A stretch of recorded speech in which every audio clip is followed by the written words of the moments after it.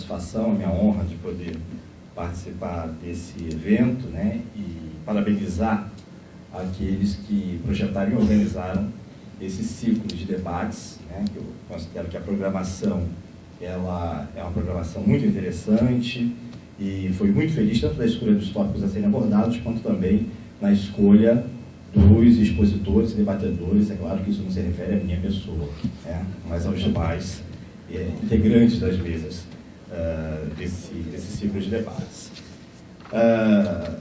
Quero dizer que nós fizemos aqui um acordo não de cavalheiros, né, não somos aristocratas, um acordo de camaradas, no qual eu concentraria a minha intervenção mais na abordagem do desenvolvimento, da formulação política e da atividade do PCB no período da resistência à ditadura militar, privilegiando mais a interação do PCB com as outras forças da esquerda, ao passo que o Delroio privilegiaria mais a interação do PCB com as outras forças do campo aí da chamada Frente Democrática.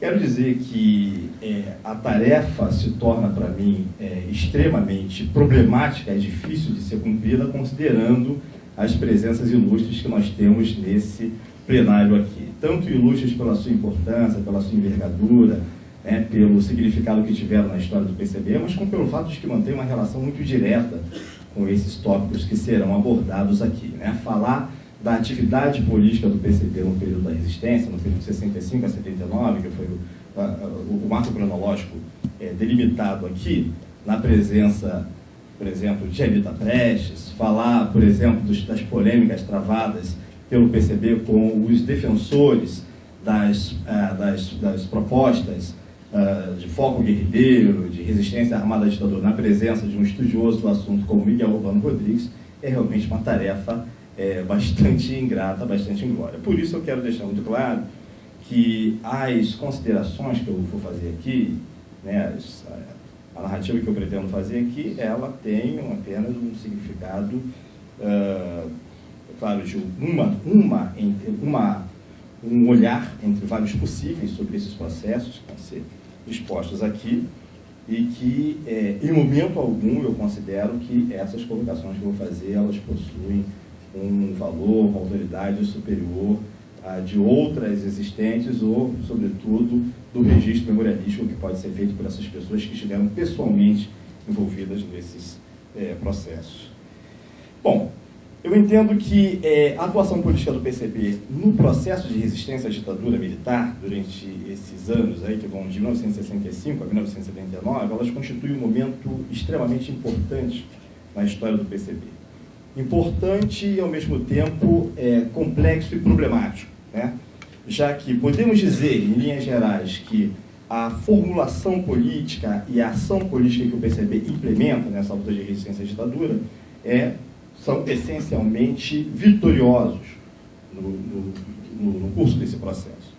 Mas, por outro lado, o PCB ele sai desse período com, digamos assim, dois complicadores importantes da sua ação política na sociedade brasileira. Primeiro, ele perde aquilo que eu vou chamar aqui, a falta de uma expressão melhor, o monopólio da representação da esquerda brasileira no curso desse período. E segundo, ele sai também com uma série de problemas, tanto políticos quanto organizativos, que repercutirão no desenrolar da sua atividade ao longo da década de 80, levando aos resultados que são conhecidos e que serão abordados posteriormente na mesa que vai tratar aí do chamado surto de liquidacionismo que o partido vive aí no início dos anos 90. Mas eu quero começar situando primeiro o seguinte, né? Onde é que estava o PCB às vésperas do golpe de 64? Né? Como é que ele se situava no campo da esquerda brasileira e como é que ele reage ao golpe de 64? O PCB se encontra em 1964 vivendo e aplicando a orientação política que decorre da inflexão que o partido sofre na sua elaboração a partir da Declaração de Março de 1958 e do 5º Congresso de 1960. Esses documentos foram, de certa forma, mencionados aqui na mesa que tratou ontem do desenvolvimento da formulação da Revolução Nacional Democrática, e, evidentemente, são documentos que, pela sua riqueza, podem ser interpretados de várias formas, mas eu destacaria dessas elaborações, né, da Declaração de Março e da resolução do 5º Congresso, dois aspectos fundamentais que explicam, de certa forma, iluminam a atuação que o partido teria nos anos anteriores ao golpe de 64 e mesmo posteriores ao golpe de 64. O primeiro deles é que a Declaração de Março de 58, ela redefiniu a política do partido, que decorria do Manifesto de Agosto de 1950, que também foi mencionado aqui, que é uma orientação que eu vou definir aqui, evidentemente, uma definição que é passível de discussão e de polêmica, mas uma orientação confrontacionista, insurrecional e isolacionista. Né? A Declaração de Março de 58 procura redefinir, né, essa elaboração e essa linha de ação política, e o 5º Congresso, em 1960, conferem a essa reformulação um significado programático congressual. Né? Quais são os componentes dessa elaboração política que, de certa forma, iluminam o comportamento que o partido teve quando do golpe de 1954? Eu vou resgatar dois elementos fundamentais. Um da Declaração de Março de 58, quando, em contraposição àqueles elementos que eu mencionei anteriormente, que vigoravam na política do partido desde o Manifesto de Agosto de 1950, o partido define o seguinte: todas as transformações importantes que deverão ocorrer na realidade brasileira, elas serão o resultado do protagonismo das massas no processo histórico. Né? Ou seja, uma formulação que rompe com a ideia de transformações protagonizadas pela ação de pequenos grupos, etc. E uma outra formulação que eu acho importante colocar também, que tem a ver com a forma como o partido vai reagir também ao golpe de 64, é no que diz respeito à questão do caminho da luta revolucionária, se o caminho pacífico, como se dizia, ou se o caminho armado. Né? A resolução aprovada no Congresso, infelizmente eu não consegui articular os meios técnicos para ter isso aqui à mão agora para ler para vocês, mas a declaração política do 5º Congresso de 1960 coloca o seguinte, né?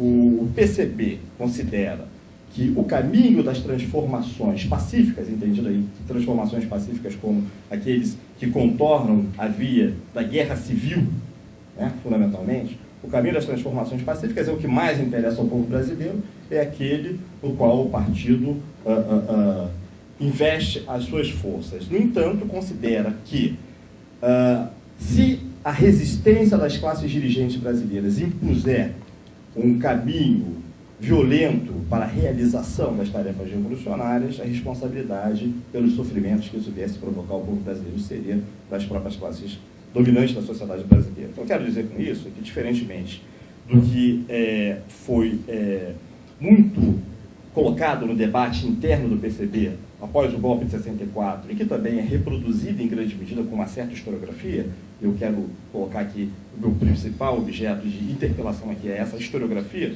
sobre a história do PCB pós-64, em momento algum houve da parte do PCB a rejeição completa e incondicional de qualquer possibilidade, por exemplo, do enfrentamento armado, do recurso à luta armada. Isso jamais foi colocado. Assim como jamais também o movimento comunista internacional, no seu conjunto, ainda que vivesse sob a égide também da proposta da transição pacífica socialista, digamos assim, da admissão da possibilidade da transição pacífica ao socialismo, jamais exclusivizou o caminho da transição pacífica.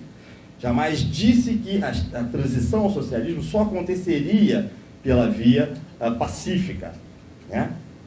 Jamais houve uma resolução no movimento comunista internacional, e desconheço também que qualquer partido comunista nacional tenha algum dia aprovado uma resolução que dizia o seguinte: a partir de hoje é proibido cogitar a possibilidade de pegar em armas para fazer revolução. Por isso, nenhum partido que tenha aprovado uma resolução desse tipo. E o PCB não foi diferente. Né? Bom, até 1964 o PCB era destacadamente a principal força da esquerda brasileira. Convivia com outros partidos, com outros agrupamentos políticos, mas que não conseguiu em momento algum rivalizar com a sua influência, com a sua penetração na classe operária, nos setores populares e mesmo na intelectualidade. Né? O que existia para além do PCB na esquerda brasileira diante de 64? Né? Reminiscências trotskistas aglutinadas em torno do POR, do Partido Operário Revolucionário, uma organização que se constituía com base em antigos integrantes de dissidências trotskistas das décadas de 30 e 40, né, como o Partido Socialista Revolucionário, né, a esquerda da juventude do PSB e do PTB, que era a POLOP, a Organização Revolucionária Marxista Política Operária. Tínhamos uma esquerda católica em processo de evolução política que se descolava dos organismos de participação política dos leigos e iria, em 1963, se transformar na ação popular. E tínhamos a dissidência do PCB de 62, que foi mencionada aqui ontem, que era o PCdoB, que quando surgiu, e até 64, era uma dissidência bastante reduzida, bastante limitada, né? Basta dizer que o seu documento fundador foi a Carta dos 100, né? Assinada por 100 pessoas, não que fosse só 100 militantes, né? Mas é um número que mais ou menos dá a dimensão da envergadura dessa organização. Essas organizações, todas elas, tendiam a divergir do PCB pela esquerda. O que significava dizer que elas divergiam do PCB pela esquerda? Por caminhos, quer dizer, com formulações diferentes, né, e propondo agendas diferentes e plataformas diferentes, elas fundamentalmente ou discordavam do PCB na enunciação do caráter socialista da Revolução Brasileira, como era o caso da POLOP, do POL, evidentemente, do trotskismo, né, ou por preconizar uma ação mais contundente na defesa da política de reforma de base, das transformações estruturais desejadas para a realidade brasileira daquele momento, como era o caso da esquerda católica, da ação popular, ou discordavam do PCB fundamentalmente em função da questão do caminho pacífico e do caminho armado, como era o caso do PCdoB. Tá? Com o golpe de 1964, né, um golpe que atinge o conjunto das forças populares, democráticas e progressistas, e atingindo a esquerda, né, quer dizer, a organização mais importante, que é também a mais atingida, que é o Partido Comunista Brasileiro, se abre um novo período, né, na história política brasileira, e se abre também uma nova fase do relacionamento entre essas organizações. O que é interessante, que eu quero chamar a atenção em primeiro lugar, antes de entrar na abordagem do debate interno que ocorre no PCB a respeito das causas do golpe, é que, diferentemente do que uma certa narrativa, inclusive uma certa historiografia, procura apresentar como sendo o fato de que o PCB entrou em crise após o golpe de 64, em consequência da política de conciliação reformista e moderada que ele defendeu antes de 64. Todas as organizações da esquerda brasileira entraram resistentes até 64, entraram em crise depois de 64. A POLOP entrou numa crise profunda que levaria ao desaparecimento da organização e a sua fragmentação em grupos que adotaram o caminho da luta armada inspirada nas formulações do foco insurrecional de Regis Debray. O caso do Colina, de Belo Horizonte, de Minas Gerais, o caso da VPR, por exemplo, o caso do setor que se descolou no Rio Grande do Sul e se fundiu com a dissidência secundarista do PCB e formou o POC. O próprio PCdoB, né, apesar de ter saído sob certo aspecto fortalecido e de ter utilizado os acontecimentos de 64 como mais um fator de denúncia, né, dos equívocos da orientação do PCB, ele também vai sofrer uma crise que vai levar à sua divisão nos anos de 66 e 67, que vão levar ao aparecimento do chamado PCdoB ala vermelha e do PCR, né, no Nordeste. E a esquerda católica, a Ação Popular, também vai passar por uma crise na qual um segmento da organização vai realizar um movimento de radicalização, no qual vai evoluir do cristianismo progressista, do cristianismo revolucionário, como alguns querem definir, em direção ao maoísmo, passando antes por um certo estágio insurrecional de tipo foquista. Então, é uma crise que atinge o conjunto da esquerda brasileira e não apenas do PCB. A historiografia normalmente se centra muito e usa como explicação o fato de que a moderação política do PCB teria gerado essa crise, mas é uma crise generalizada, né? A crise do PCB se manifesta a partir das avaliações que o partido faz do golpe de 64. Né? O primeiro documento importante de avaliação do golpe de 64, ele é produzido cerca de um ano depois, em abril, maio de 65, e nesse documento de avaliação, esse documento é muito interessante, porque ao avaliar a atuação do partido, e ao avaliar de maneira muito crítica a atuação do partido, no pré-64, são apontados tanto aquilo que são chamados no documento de desvios de direita quanto desvios de esquerda. Né? Fala-se que entre os desvios de direita, o partido cultivou uma crença excessiva no dispositivo militar do governo de Jango, né? O partido ele se concentrou mais em articulações de cúpula do que no fortalecimento das entidades populares pela base, inclusive das entidades sindicais.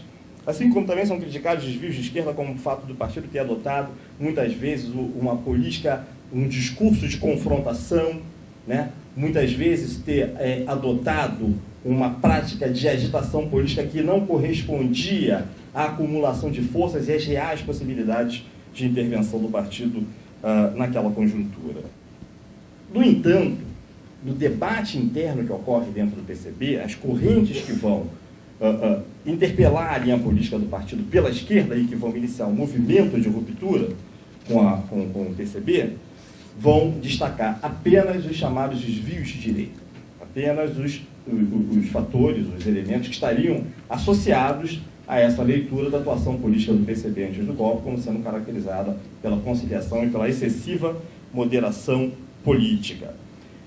O personagem que personifica o desenvolvimento dessas críticas de forma mais interessante é o Carlos Marighella, né? O Carlos Marighella, ele realiza, no período que vai de 1965 a 1967, a produção de uma série de documentos onde ele desenvolve esse tipo de diagnóstico sobre a política do partido. Né? O que existe de interessante no diagnóstico que Marighella faz? Esse diagnóstico é feito basicamente em 4 documentos, né? O livro Por que Resistir à Prisão, os documentos Ecletismo e Marxismo, a Crise Brasileira e a Carta Executiva, que é o último desses documentos, quando ele deixa a direção do PCB. O que existe de interessante nesses documentos? O tipo de crítica que é feita pelo Marighella a ação política do PCB, antes do golpe de 64, é exatamente isso que eu falei. Quer dizer, é a crítica à ação política do PCB, muito mais do que ao programa político do PCB. Né? É possível, inclusive, ler claramente essas críticas como sendo uma censura à direção do partido pelo fato de não ter implementado na sua radicalidade aquilo que era formulado, aquilo que era estabelecido no programa do PCB. É muito mais do que a proposição de um programa alternativo, de uma estratégia alternativa e de uma tática alternativa. Né? Se diz, por exemplo, que o partido se concentrou mais, por exemplo, no apoio às forças da oposição burguesa, né, dos grupos burgueses que atuavam na política brasileira, do que ter se concentrado na construção da Aliança Operária Camponesa, tal como aparece no programa. Né? Então, essa crítica feita pelo Marighella é muito mais uma crítica no sentido da afirmação, da radicalização do programa do PCB, do que propriamente da ruptura com o programa do PCB, com as formulações do PCB. Isso é o Marighella de até 67. Isso é o Marighella de até a Carta Executiva. Né? Isso é o Marighella até a sua ida ao Congresso da OLAS, em Havana. Quando o Marighella volta da OLAS, em Havana, ele traz consigo aquilo que são as ideias que vão configurar aquilo que eu, na falta de uma expressão melhor, vou definir aqui, certamente de forma problemática e polêmica, como um surto de guerrilheirismo que atinge a esquerda brasileira, a esquerda do PCB. Né? Se vocês lerem os documentos que Marighella vai assinar em nome do Agrupamento Comunista de São Paulo e, posteriormente, da Aliança Libertadora Nacional, vocês vão ver que há uma ruptura muito grande com os temas que são colocados anteriormente e uma concentração muito grande nos tópicos que tem a ver com a questão da preparação da guerrilha e da preparação da guerrilha numa forma muito associada àquelas elaborações que inspiraram o Congresso da OLAS, que são as formulações do Regis Debray. Que formulações são essas e em que elas rompem radicalmente com a política do PCB?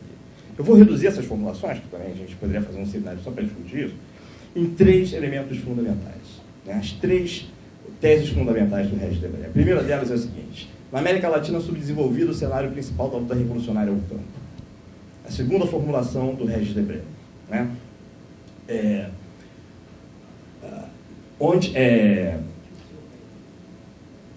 Nessas sociedades latinas, a Revolução Cubana demonstrou que na América Latina é possível uma força guerrilheira irregular derrotar um exército convencional. E a terceira assertiva fundamental do Regis Debray: onde não existam inicialmente as condições adequadas para o desenvolvimento da luta revolucionária, o foco guerrilheiro poderá criá-las, ou seja, a ação dos revolucionários pode criar as condições para o triunfo da revolução, um elogio exacerbado da vontade revolucionária. Essa concepção que vai empolgar, né, um personagem da envergadura de Carlos Marighella, e existe todo um debate que eu não tenho condições de esgotar aqui sobre até que ponto Marighella foi ou não foi, digamos assim, foi ou não foi foquista, implementou ou não implementou o foquismo, todo um debate sobre isso, não teria tempo de me concentrar nesse tópico, mas efetivamente a influência de certas formulações de Debray vão ser decisivas na ação política do Usmo Marighella, do Marighella de 67 e 69, e da grande maioria das dissidências do PCB, sobretudo as dissidências estudantis. As DIs, DIRJ, DIGB, DIBA, que configura o MR8 em 68, né? A DISP, que vai se associar ao Agrupamento Comunista de São Paulo para formar a LN. Então a gente tem um campo aí, que é o campo de uma esquerda armada de inspiração forquista. Assim como a gente vai ter também outras formas de ação armada que configuram aquilo que eu estou chamando do surto de guerrilheirismo, né? A gente vai ter até um trotskismo que vai às armas, né? Tem uma tendência do POC, que vai fazer luta armada urbana, né, de tipo, vou colocar aqui, foquista, né, uma força que vem do trotskismo, assim como vamos ter aquelas organizações que vão procurar fazer a luta armada no campo. E aí vou ficar só com aquelas pós-68, como a Frente de Libertação Nacional, não vou nem mencionar aquelas organizações que foram as primeiras a tentar resistir de armas na mão, que são as dissidências militares, que vão empolgar o MNR, o MAR, né, nos anos 65 e 66. E a grande experiência de luta armada no campo, que foi aquela empreendida pelo PCdoB. Bom, o que eu acho que é interessante, fundamental, a gente destacar aqui em relação à política do PCB de enfrentamento da ditadura, né? Fazendo essa caracterização para colocar como contraponto a política do PCB. A política do PCB aprovada no 6º Congresso, ela, de certa forma, ela mantém coerência com as formulações da Declaração de Março de 58 e da resolução do 5º Congresso de 1960, no sentido de considerar que, né, assim como se colocava antes que as transformações qualitativas a serem introduzidas na realidade brasileira deveriam ser o resultado da intervenção das grandes massas no processo revolucionário, assim, nessas novas condições, né, de, digamos, defensiva política, de resistência política ao golpe militar, ao regime que se instalou, o golpe civil-militar, perdão, e ao regime autoritário que se instalou, na sua sequência, a formulação do PCB é de que a resistência à ditadura militar deveria ser um resultado também da ação de massas. E por isso se faz a rejeição de uma forma de luta armada de resistência que era entendida como sendo o produto da ação de pequenos grupos e de pequenas minorias armadas.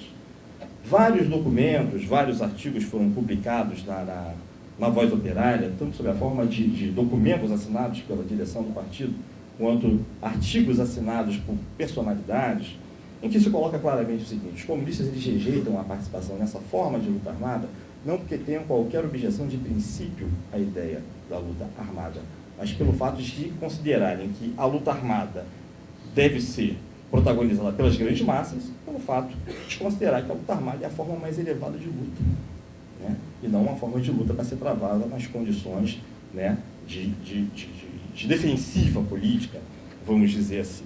Então, esse é o diferencial fundamental da política do PCB em relação à política desses grupos armados. Quais são as implicações disso? Quais são os resultados disso? Né? Tem que ser muito superficial, muito pontual e muito sucinto, né, dessa questão. Por isso, muita coisa vai ficando à margem aí. O resultado fundamental disso é que, no desenrolar do processo de luta contra a ditadura, a política que o PCB vai formulando e implementando, e que vai sofrendo, digamos assim, atualizações no curso do processo, mas que se define fundamentalmente por ser uma uma via de luta que procura privilegiar a ação das massas e a utilização de todas as formas de luta nas quais seja possível enfrentar a ditadura em condições vantajosas, né? A luta em defesa das liberdades democráticas, a luta em defesa dos direitos democráticos do povo vilipendiados pelo regime, é considerado o terreno mais propício para o desenvolvimento da luta contra a ditadura do que o terreno do enfrentamento armado com uma ditadura que se apoia justamente na força armada, né? Nas forças armadas. Então, essa orientação política, ela vai produzindo resultados, né? Então, o PCB, ele apoia desde o começo a articulação do MDB, ele apoia o processo de formação da Frente Ampla, ele vai ter uma participação importante, por exemplo, na primeira expressiva vitória eleitoral do MDB, nas eleições de 1974, e em contrapartida, o que acontece no campo das forças que vão adotar a luta armada, né? Sofrem uma fragorosa derrota militar e política, ao ponto de que, já no ano de 1973, praticamente não existem mais organizações armadas em atuação. Até passando aqui agora a caminho, eu mostrar aqui para os camaradas o escritório ali da Lanchile, que existia na esquina da Rio Branco, aqui com a Infante Dom Henrique, onde teria acontecido a última ação armada da guerrilha urbana aqui no Rio de Janeiro, que foi a explosão de uma bomba no escritório da Lanchile em outubro de 73, em protesto contra o golpe militado pelo Chile no Chile em 73, reivindicado essa sessão pela LN-FPR. Né? Bom, se a política do PCB vai sair, digamos assim, vitoriosa, né, se é essa formulação que vai, digamos assim, produzir os resultados mais favoráveis do ponto de vista da aglutinação de forças na luta contra a ditadura militar, e a ditadura vai ser derrotada politicamente pelo isolamento político e não vai ser derrubada pela ação violenta de grupos armados, então qual é o dividendo que o PCB tira dessa situação? Primeiro dividendo é um dividendo muito interessante, né? As organizações armadas, na sequência do seu processo de derrota e desbaratamento, iniciam um processo de revisão e de autocrítica do próprio caminho armado, que é também um momento muito pouco explorado pela historiografia brasileira, que gera alguns registros muito importantes. Por exemplo, a revista Debate, depois vai ser a revista da União dos Comunistas, que é um grupo que mais tarde vai ingressar no PCB, né? A formação de uma tendência da LN, que é a tendência leninista da LN, a LNTL, né? Boa parte dos seus militantes também vão reingressar no PCB, né, nos anos 70, né? Inclusive aqui o irmão de Marcos Del Roio, José Luiz Del Roio, né? O grupo do MR8, quer dizer, uma parte do MR8, já alguns militantes do MR8 já entram no PCB nessa época, outros vão entrar mais tarde, mas, sobretudo, a orientação política que o MR8 vai reformular a partir dos anos 72, 73, 74, é no sentido de privilegiar as ações de massas em detrimento dessa via de luta armada. Então, de certa forma, há um primeiro dividendo muito favorável ao PCB, que é, digamos assim, de certa forma, uma autocrítica política feita por essas organizações guerrilheiras, nas quais, digamos assim, há uma recuperação, um reconhecimento da validade da orientação proposta pelo PCB. Mas ocorrem outros dois fatores que vão ser bastante desfavoráveis ao PCB. Primeiro é o fato de que nos anos de 74 e 75 o PCB ele é violentamente atingido pela repressão ditatorial, né? São os anos da realização da chamada Operação Radar, que ceifa boa parte do Comitê Central do Partido, né? Atinge importantes setores intermediários, né, do partido, personalidades conhecidas, o que enfraquece profundamente o partido e que acho que tem dois resultados importantes, né? E até o que eu estou colocando aqui pode ser corrigido por pessoas que estão aqui, que foram testemunhas e participantes do processo, mas acho que dois processos são muito importantes e vão ter implicações muito sérias para o desenvolvimento posterior da política do partido. Primeiro é o fato de que o partido ele é violentamente atingido no setor moderno da indústria brasileira, na região do ABC, onde as bases do partido são dissolvidas pela repressão ditatorial. E o outro fator é que há uma mudança no tom através do qual o partido formula a sua linha de enfrentamento da ditadura. Se se pega, por exemplo, os números do jornal do Partido A Voz Operária até 1974, há um tom muito otimista na apresentação, da política do partido. Há um cérebro editorial, chamado Apertar o Cerco, que é bem a expressão disso, de um partido que se vê, de certa forma, participando de uma ofensiva das forças democráticas e populares contra a ditadura militar. E a orientação política que vai aparecer nos documentos do partido, na imprensa partidária, nos anos que se seguem a essa onda de repressão, é uma orientação extremamente moderada e que, inclusive, será transmitida também aos militantes do partido, aos quadros do partido nas frentes de massa. A célebre orientação de consolidar as vitórias antes de dar novos passos à frente.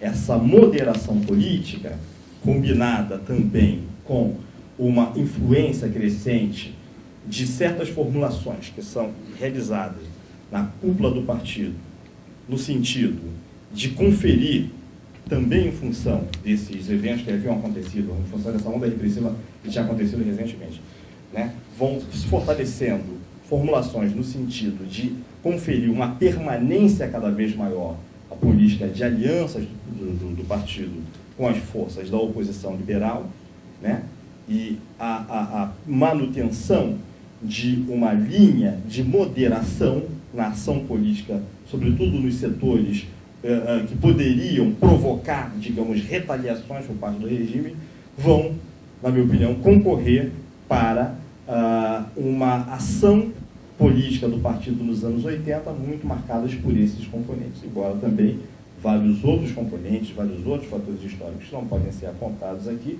inclusive fatores internos, que têm a ver com as disputas políticas e as disputas internas que são travadas na direção e na cúpula do partido, que não podem ser tratados aqui porque o tempo acabou, vão ter uma implicação importante nisso. Então, eu vou encerrar a minha exposição, que é só metade da exposição que vai ser feita aqui, com essas observações e deixar para, posteriormente, retomar qualquer ponto no debate. Inevitavelmente, eu acabarei por repetir algumas coisas que o Muniz já falou hoje, e mesmo do que foi dito na segunda mesa de ontem. Isso é inevitável. Mas uma primeira coisa a ser repetida, a situação do Muniz e a minha é delicada, arriscada, porque muitíssimos dos presentes viveram e lutaram nesses momentos, nesse período que nós estamos aqui fazendo um arrazoado. Então, talvez seja importante destacar que essa fala, falo pelo Muniz, desculpe Muniz, mas certamente é uma fala muito mais para os companheiros estrangeiros e para aqueles mais jovens, os que viveram e lutaram nesse período têm as suas memórias, têm as suas, digamos, as suas interpretações desses acontecimentos, que esse debate, essa conversa pode eventualmente reavivar, Espero que assim seja, pelo menos. Também tenho que voltar um pouco ao que foi dito ontem, isso também é inevitável. Alguns marcos na história do PCB. O manifesto de 1950, acho que não foi suficientemente acentuado ontem. O manifesto foi redigido sob um forte impacto da vitória da Revolução Chinesa. Isso não foi suficientemente, se falou muito da Guerra da Coreia, evidentemente, mas a Revolução Chinesa era o fato importante daquela circunstância internacional. E o aguçamento, evidentemente, da Guerra Fria. Mas ali, no PCB e em outros países, quer dizer, no movimento comunista, passou a se imaginar, particularmente nessas periferias de capitalismo atrasado, que a via chinesa era uma possibilidade. Então a ideia de luta armada no campo, quer dizer, a guerrilha, era uma estratégia que foi pensada pelo PCB e foi posta em prática em muitas regiões do país, em Goiás, no Paraná, e com resultados, digamos assim, tangíveis. Isso se mostrou, digamos, um erro particularmente a partir da força da greve operária em São Paulo de 1953, da chamada greve dos 300 mil. Então o partido tentou acertar, digamos assim, o foco, e isso, toda essa trajetória que eu vou narrar, em grande medida é uma busca de acertar o foco, porque há uma linha determinada, quer dizer, alimentada por uma teoria da Revolução Brasileira.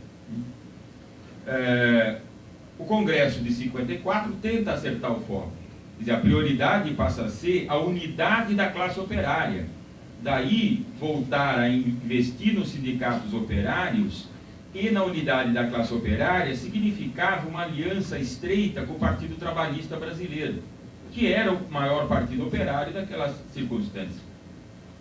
Daí também deriva o apoio negociado a Juscelino Kubitschek em 56, exatamente por conta do PTB ter apresentado o vice-presidente na chapa que acabou sendo vitoriosa, que veio a ser João Goulart, futuro presidente da República, na sequência. As circunstâncias internacionais determinaram uma crise tremenda no partido, que se resolveu, mas de uma maneira não indolor, porque muita gente saiu, mas se resolveu com a Declaração de Março de 1958. As circunstâncias e o conteúdo da declaração já estão fora dessa minha exposição de hoje. Digamos, mas que deu uma diretriz e fez uma leitura da realidade brasileira. E, na verdade, reorganizou a teoria existente. O 5º Congresso, em 1960, reafirma as diretrizes da Declaração de Março. Um grupo que já havia saído em 57, 58, chamado Grupo Renovador, Agildo Barata, etc., na verdade se dispersou e na sua maioria acabou abandonando qualquer ideia de marxismo que fosse. Houve depois a cisão do PCdoB, que foram fundamentalmente aqueles dirigentes que tinham um peso fundamental no Congresso de 54 e que foram marginalizados depois da Declaração de 58. Eles acabaram abandonando o partido e fundaram o PCdoB. Não eram 100, efetivamente, né, Muniz, mas era alguma coisa como apenas 10% do partido.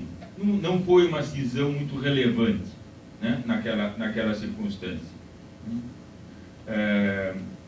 Trata-se, evidentemente, de explicar historicamente porque hoje o PCdoB é uma força ponderável, né? Tanto que está aí lutando para se apropriar da tradição do movimento comunista brasileiro, como se depois de tudo que eles disseram de Astrogildo Pereira, de Luiz Carlos Prestes, etc., agora tentam se apropriar dessa tradição. No direito penal isso chama apropriação indébita. Bem, mas esse período que começa a se diversificar a esquerda brasileira, como o Muniz também chamou a atenção, é um período, particularmente a partir da tentativa de golpe de agosto de 61, Jânio Quadros, tentativa de golpe militar e o golpe parlamentar que levou Tancredo ao governo. Na verdade, ali se desencadeia um processo de revolução democrática no Brasil. É um processo social em que há uma organização das massas, há uma organização da classe operária, do campesinato, das camadas médias, particularmente aquelas intelectualizadas. É um processo desencadeado ali. Mas, ao mesmo tempo, contraditoriamente, dialeticamente, é o mesmo momento que se passa a organizar a contra-revolução. Uma revolução conservadora, uma revolução restauradora, que veio a ser o golpe de 64. Então, esse período 61 a 64 é esse o cenário que o Brasil está envolvido e, portanto, tem aí o PCB e a classe operária brasileira envolvida nisso. Sabemos que 1964, desenlace é o sufocamento da Revolução Democrática e a imposição de uma revolução restauradora, né? Quer dizer, é uma restauração das classes dominantes, elas se reorganizam no poder, se fortalecem no poder, desarticulam as forças democráticas. É uma imensa derrota das forças democráticas em geral, mas muito particularmente do PCB. Foi lembrado aqui brevemente pelo Muniz, quer dizer, há um recuo do PCB. O PCB não estava preparado para o enfrentamento. A estratégia política utilizada até aquele momento priorizava, evidentemente, a estratégia dizia: nós temos que lutar pela legalidade do partido.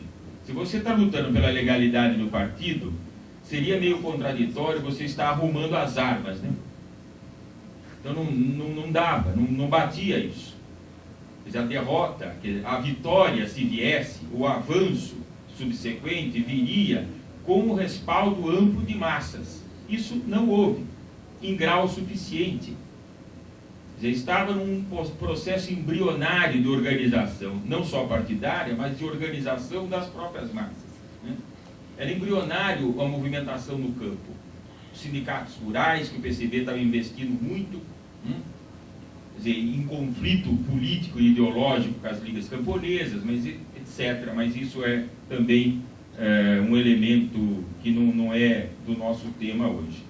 Mas o fato é que, com o golpe, o PCB recuou, preservar a organização, preservar os quadros. Já aqui já é evidente, isso foi polêmico no momento, é polêmico sempre. O fato é que a reunião do Comitê Central posterior ao golpe só se realizou mais de um ano depois.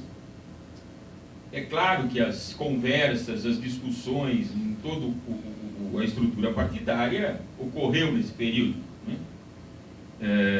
Muita gente foi presa, né? Ainda não era tortura sistemática, mas enfim, muita gente apanhou, muita gente foi presa, etc. Mas o partido se preservou no grosso. Quer dizer, o que aconteceu aí? O partido se dividiu. Aí, voltando à questão do Muniz, entre uma maioria mais à direita, isso daqui é evidente que essa referência é meramente geográfica, né? Uma maioria mais à direita que dizia: o que aconteceu que nós acumulamos erros de esquerda, quer dizer, perdemos por esquerdismo.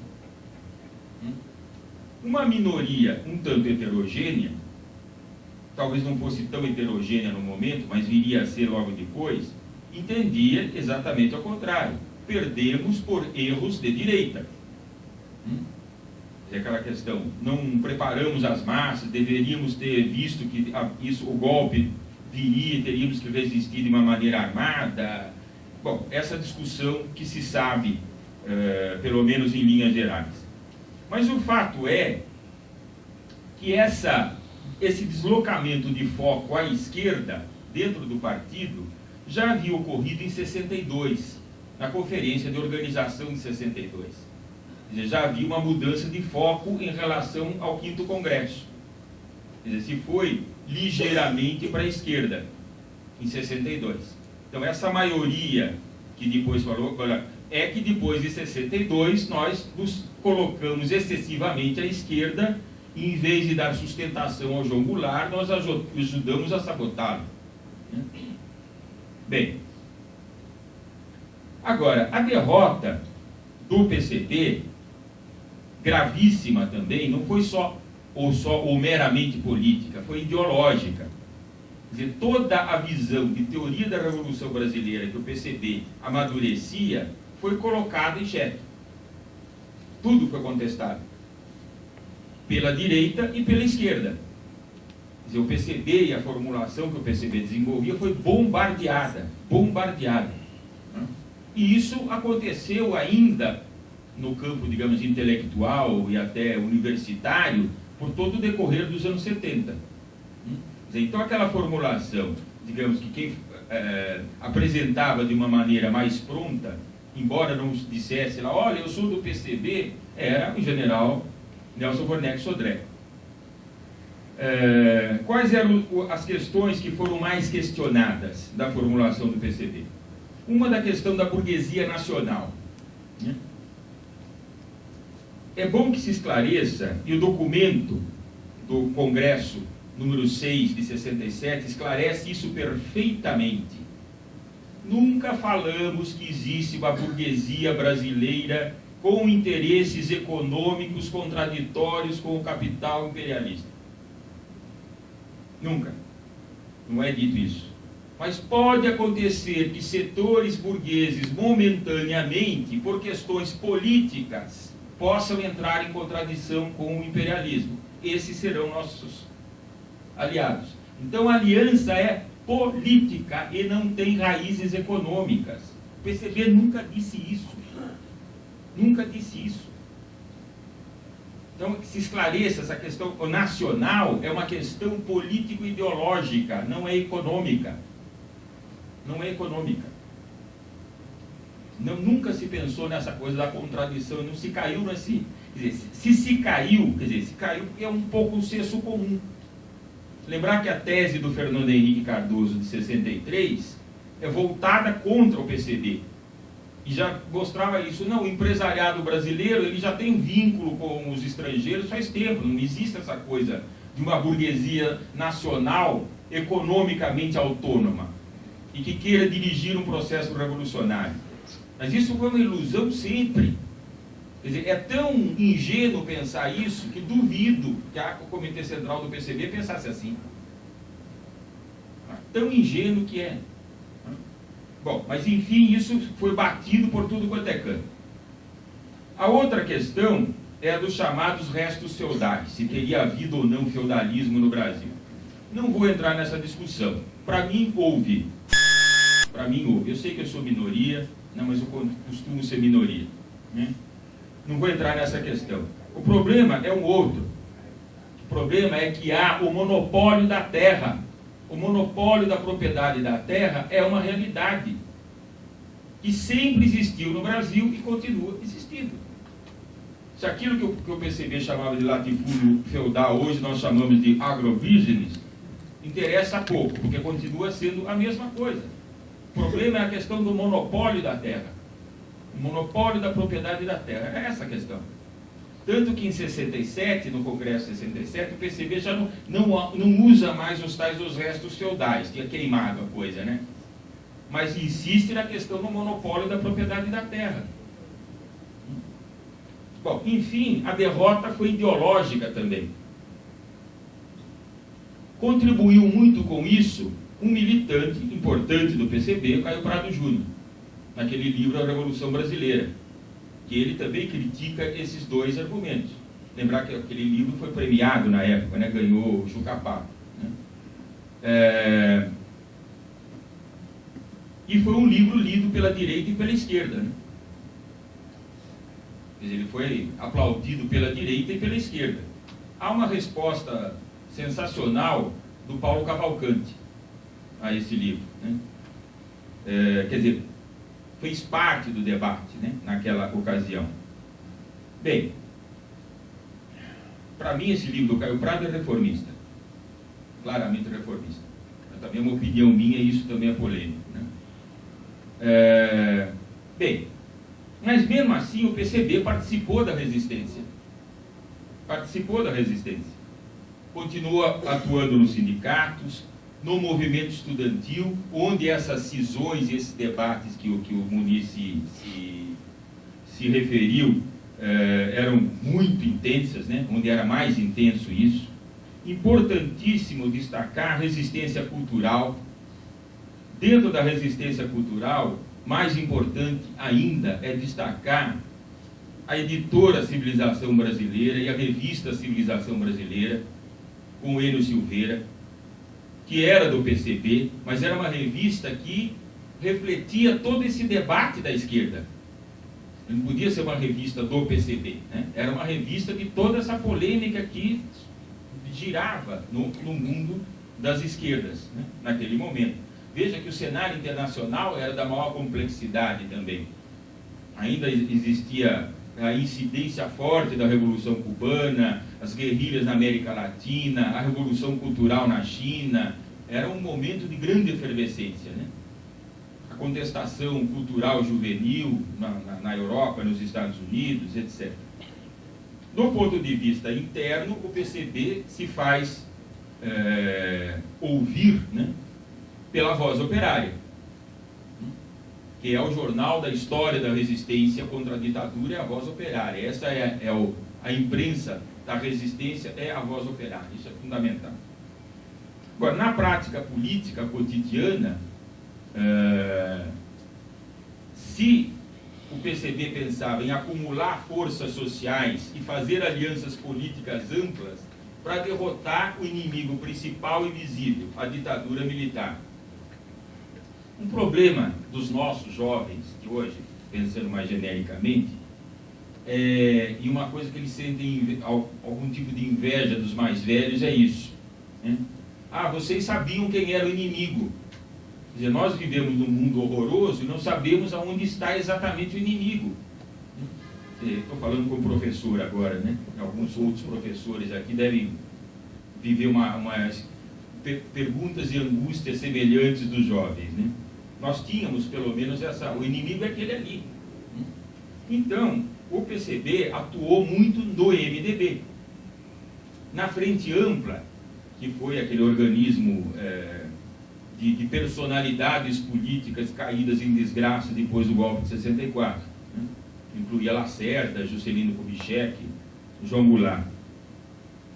Bem, o congresso do partido, que ocorreu no finzinho de 67, ele já ocorreu com o partido cindido.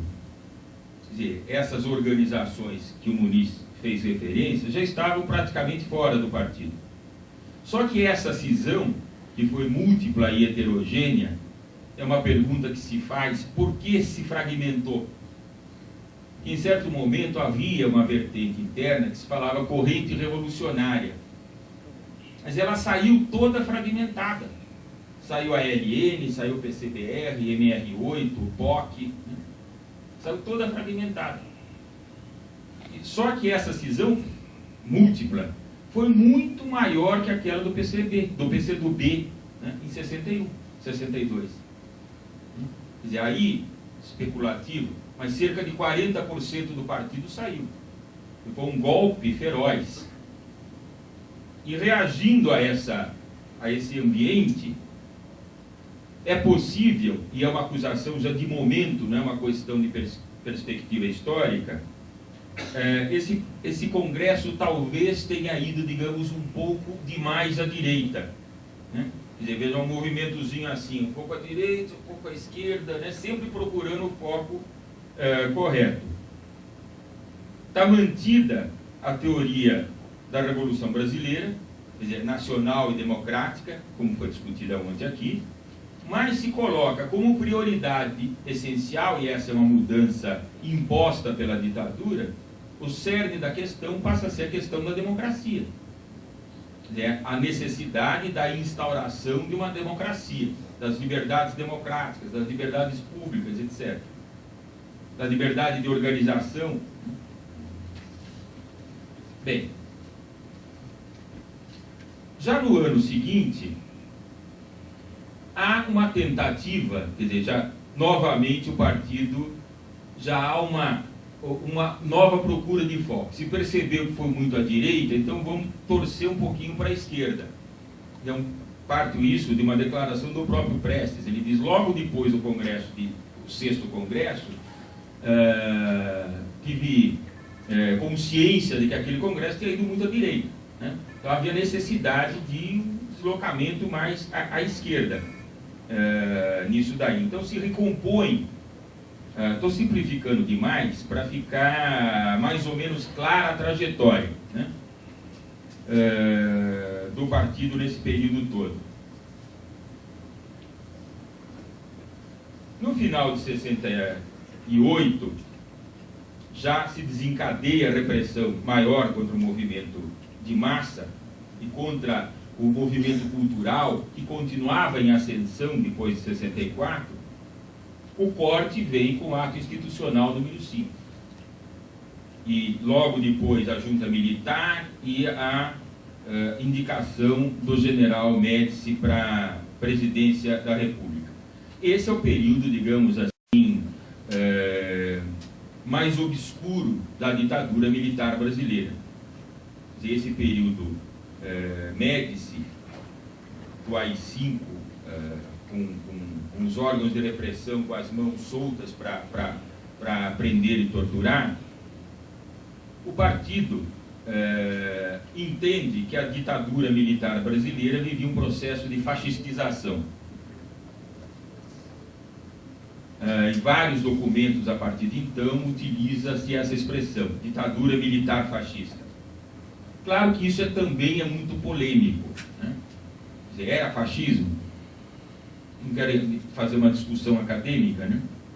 Mas essa expressão fascismo, digamos, ela tem um significado muito amplo. Você pode dizer, determinado sujeito, sei lá, um arrogante, agressivo, por um comportamento individual, você pode falar que aquele sujeito é um fascista, por opiniões, né? Mas a delimitação do que vem a ser ou não fascismo é algo bastante polêmico, né? E seria polêmico identificar a ditadura militar brasileira como fascista ou não. Mas, enfim, era a definição que o PCB utilizou naquele período e durante todo o período de resistência subsequente dos anos 70. Nesse momento, o partido tem como orientação, convoca a formação de uma frente patriótica antifascista. Essa é a conclamação. Era a expressão que se utilizava para daquilo que depois foi consagrado como Frente Democrática. Esse período de forte repressão, e aqui começam os desdobramentos seríssimos, 1/3 do Comitê Central vai para o exterior. Quer dizer, era preciso preservar minimamente a organização, garantir alguma coisa do partido. Depois, nós temos, em seguida, no cenário internacional, o golpe no Chile, negativíssimo, obviamente, mas a contraparte positiva, a revolução em Portugal. E nas colônias portuguesas na África, né? São os elementos positivos. Isso fez com que boa parte dos comunistas estivesse dispersa. Quer dizer, aqui é uma tentativa de explicação, de hipótese, né? Não sei quanto se sustenta. Mas nós tivemos dirigentes, militantes, camaradas na União Soviética, na Itália, na França, uma parte no Chile, depois em Portugal. Então são experiências, vivências muito diferentes. Quer dizer, esse exílio foi agravado na sua, digamos, na sua vivência com aquilo que acontecia no Brasil, que era fundamental. Em 74, a extraordinária vitória do MDB. O MDB aparece, diferente do que fora na eleição anterior de 1970, onde prevaleceu o voto nulo como voto de protesto. Em 74, o voto contra a ditadura virou voto do MDB. Era a posição do PCB, que inclusive elegeu vários deputados pelo MDB. E agora, essa estratégia de acumulação de força e de utilizar o MDB como o ponto político de acumulação de força, que incluía com muita solidez nesse momento a Igreja Católica dirigida por D. Paulo, era algo forte. Era a vitória do PCB no campo das esquerdas. Era a vitória da concepção política do PCB. Disso, seguramente, vem a repressão desapiedada de 75. Quer dizer, todas as outras organizações de esquerda estavam desarticuladas. Todas. Restava, debilitada certamente, mas restava o MDB, mas agora com essa possibilidade de dizer que a sua linha política era vitoriosa. Que veio essa repressão desapiedada em 75. E desarticulou completamente o partido. Problemas que já foram ditos aqui em outros momentos. O PCB tem historicamente questões estruturais, problemas de teoria e problemas que não são dissociados, evidentemente, e problemas de organização, né? São problemas históricos difíceis de serem resolvidos, né? Bem, isso desencadeia um problema sério, quer dizer, começado praticamente do zero. Vamos reconstruir o partido. Isso aconteceu particularmente em São Paulo. Eu sou de São Paulo, conheço um pouco melhor aquela experiência de reconstrução do partido em São Paulo. Girou muito em torno de um grupo de médicos, alguns engenheiros, depois professores. O laço com a classe operária tinha sido rompido pela repressão. Tinha sido rompido pela repressão. Isso é fundamental. Agora, essa reorganização no Brasil, ela recebe os influxos do cenário internacional e daquela experiência que os comunistas no exílio estavam vivendo e divergindo. Então surge uma série de divergências entre aqueles que tinham experiências diferentes, ou na Itália, ou na União Soviética, a gente na Polônia também, na Bélgica, mas enfim, na França, depois em Portugal. Quer dizer, toda essa vivência e experiência acabou agudizando a crise ideológica.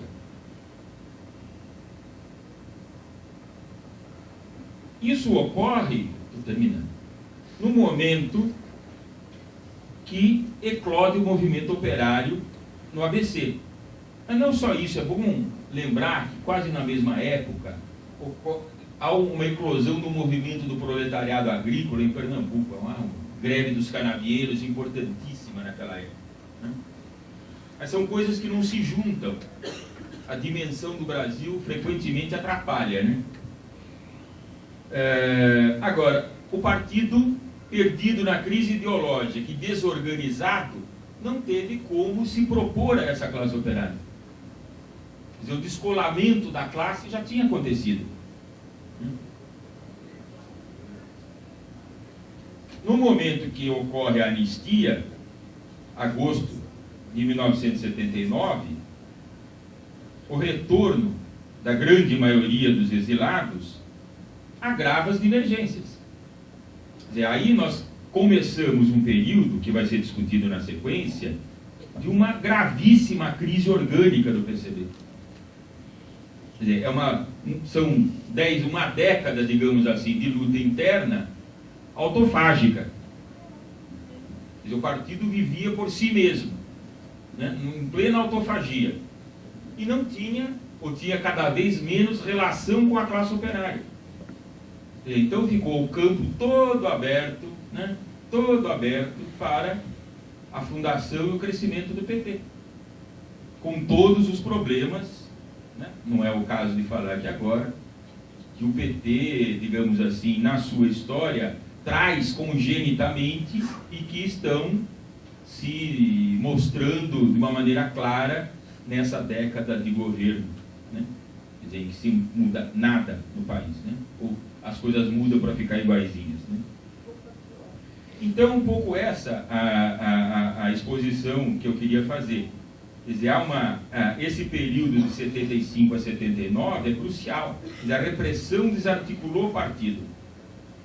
Os limites teóricos e as divergências teóricas se agravam de uma maneira incrível. Então, no momento que o partido se descola da classe, a crise ideológica se agrava. E o partido não cola mais com a classe. Então, começa um período de autofagia e declínio, que acabou, enfim, com a liquidação do começo dos anos 90. Claro que também isso tem relação com o cenário internacional, né? Tem relação com o cenário internacional.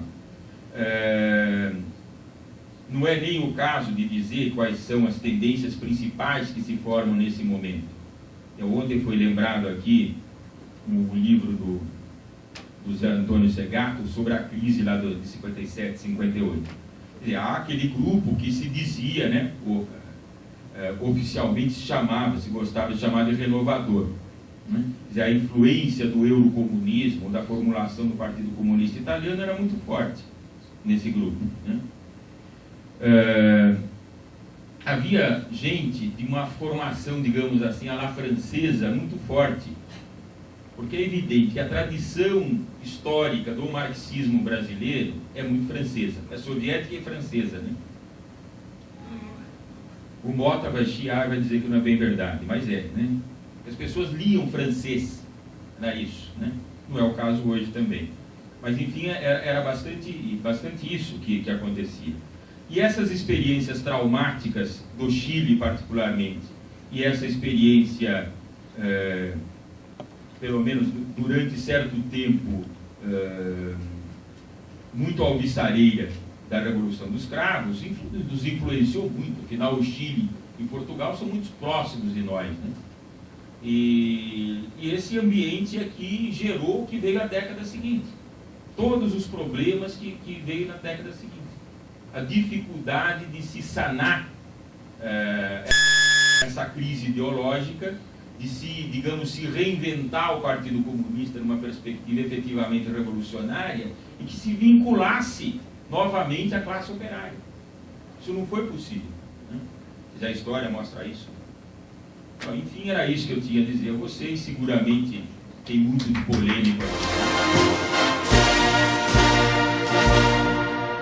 Essa questão da inserção do PCB nas fábricas também é outro desafio histórico, de tempos em tempos reconhecido, né?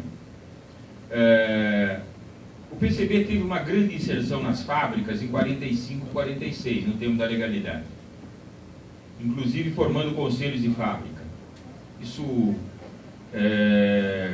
a historiografia não destaca, não dá isso suficiente valor, né? No momento de ascensão, 61, 64, a posição mais forte do PCB era efetivamente no sindicato. O sindicato não é exatamente a fábrica. E era, conforme o próprio PCB reconheceria depois no seu trabalho de autocrítica, era nos sindicatos, digamos assim, das empresas estatais. Quer dizer, o PCB não tinha tanta influência nos sindicatos das empresas, nos trusts, né, não se falava nas empresas imperialistas que surgiam no ABC. Apesar da importante participação do PCB numa greve também não muito valorizada, que é a chamada greve dos 400 mil em 57. Talvez a pergunta tivesse mais interessada na questão dos anos 70. Quer dizer, nos anos 70, o PCB tinha um trabalho importante nas fábricas do ABC. Quer dizer, era decisivo aquilo. Aquilo era a classe operária fordista que se amadurecia, que se conformava no Brasil. Então era muito importante estar presente ali. Agora, essa presença do PCB foi desarticulada pela repressão. E tínhamos, também interessante notar, uma presença significativa na polícia militar, nesses primeiros anos 70, que também, a base do partido também foi desarticulada, né? A repressão foi eficaz, né? Fizeram o trabalho deles de uma maneira eficaz. A questão do Caio Prado Júnior, reconheço a provocação, mas eu entendo que seja reformista nesse aspecto. Ele não questiona o monopólio da propriedade da terra. O que ele diz é o seguinte, ele fala, não, se os trabalhadores tiverem direito de organização sindical, tiverem a expansão da legislação social para o campo, que não existia naquele tempo, e tiverem uma relação de salário melhor, é perfeito. É isso. Melhorou-se o capitalismo.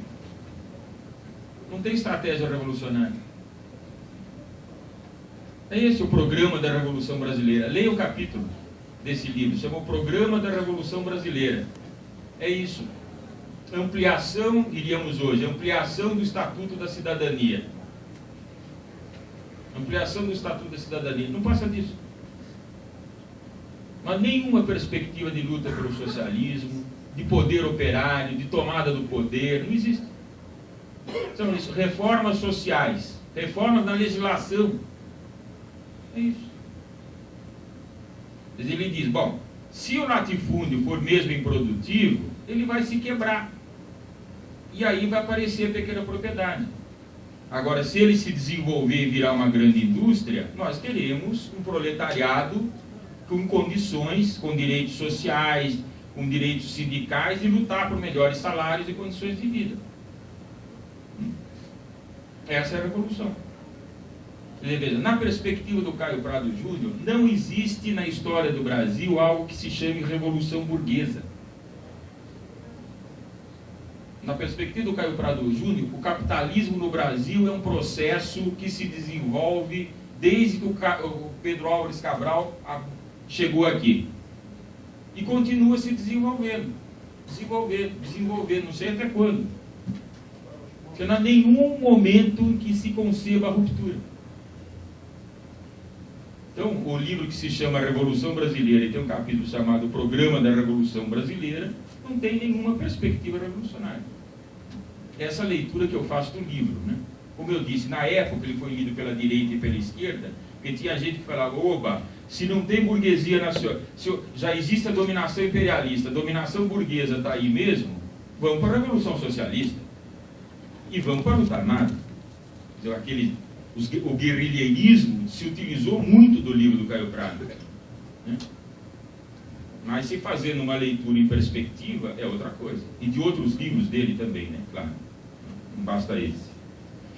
Bom, já estou me alongando, me desculpe. Vamos lá para frente. Os comunistas no exílio.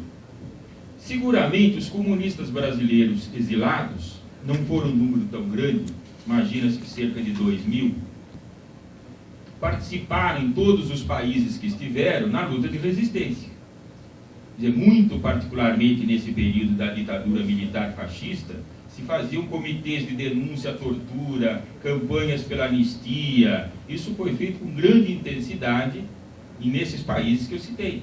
Quer dizer, na Itália, na França, na Bélgica, em Portugal, depois de 74, no Chile, antes de 73. Quer dizer, então, essa atividade, os grupos, o partido se organizava, né, no exílio. Agora, veja, o que agravava, de certo modo, as divergências que eu estou dizendo era o seguinte, as dificuldades de se reunir o Comitê Central. As pessoas estavam muito dispersas. Então, às vezes, acontecia de se reunir uma parte do Comitê Central, dava uma maioria. Quer dizer, dava uma determinada linha. Se 3 meses depois se reunia de novo um outro lugar, um outro grupo do Comitê Central, que também não era o todo, também dava uma maioria diferente. Então as divergências vão se agravando. Se vê isso. Os documentos não é possível, o pessoal está doido. Aqui eram maiorias diferentes que se formavam, né? Bom, não falei da cisão do Prestes e precisamente já foi esclarecido. Quer dizer, aqui essa mesa aqui, pelo programa, acaba aproximadamente na volta, né? Quer dizer, é gravíssima essa divergência do Prestes. É evidente que ele não está sozinho, mas ele está relativamente isolado, e é depois do retorno que essas divergências ficam, digamos, públicas, né? Diante digamos assim, dos comunistas brasileiros. E vem realmente a se esclarecer com uma carta que o Prestes publica, que acho que é de março de 1980, que aí a divergência já está aberta e o confronto é bastante ríspido, mas enfim já vinha sendo assim, já era um clima que se agrava de uma maneira permanente, né, na década seguinte.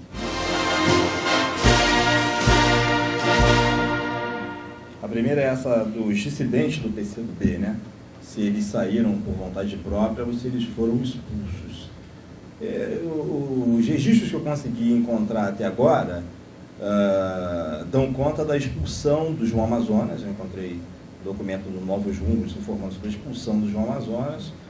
Acho que o próprio documento do Congresso, do 6º Congresso, informa a expulsão do Pedro Pomar.